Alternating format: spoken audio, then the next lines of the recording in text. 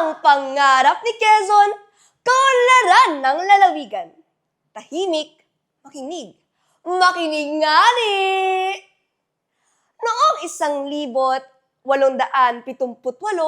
sa isang maliit ng bayan ng Baler, isang sanggolang umiiyak. Manuel Luis Quezon, anak ng guro, apo ng sundalo. Pero ang dugo, dugong probinsyano, taga Quezon totoo. Ngunit, hindi siya lumaki sa palasyo. Siya ay lumaki sa hirap.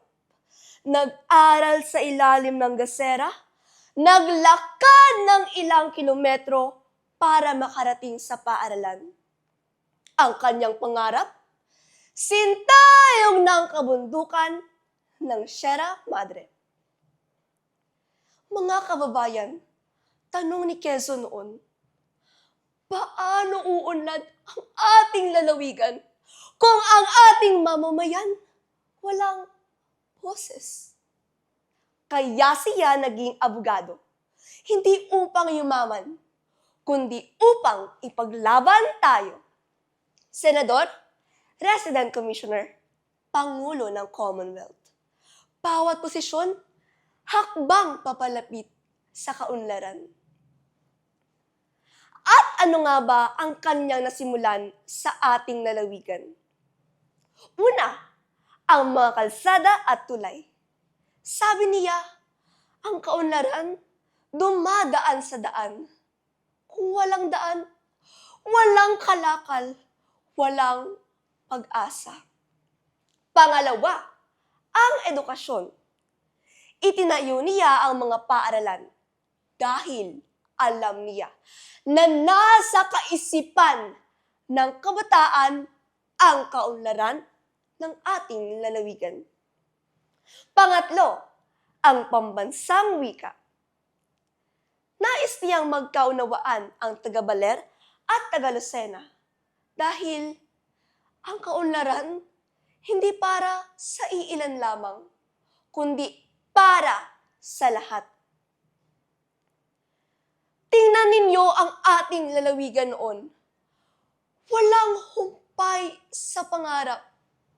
Ngunit, pagmasdan ninyo ang ating lalawigan ngayon, nasa atin ang hamon. Pero, ang kaunlaran ba ay sapat na? Hindi! Sabi ni Quezon, dahil ang pagmamahal sa ating lalawigan dapat nakikita sa gawa at hindi sa salita. Kaya ikaw na kabataan na taga Lucena, Sariaya, Candelaria, Lukban, Tayabas, Katanawan, at iba pang mga bayan sa ating lalawigan.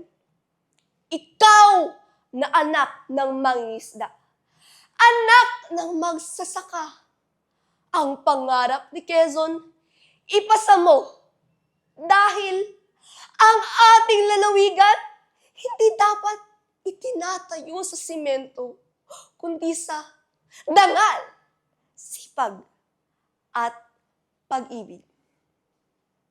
Ngunit, si Manuel Luis Quezon ay pumanaw na noong 1944. Ang kaniyang diwa, buhay na buhay pa sa bawat gurong nagtuturo, sa bawat magsasakang bumubungkal, at sa bawat kabataan na nangangarap. Kaya ngayon, sumisigaw ako sa pangalan ni Quezon para sa makabagong kaunlaran ng ating lalawigan. Magsilbi tayo, huwag maghintay.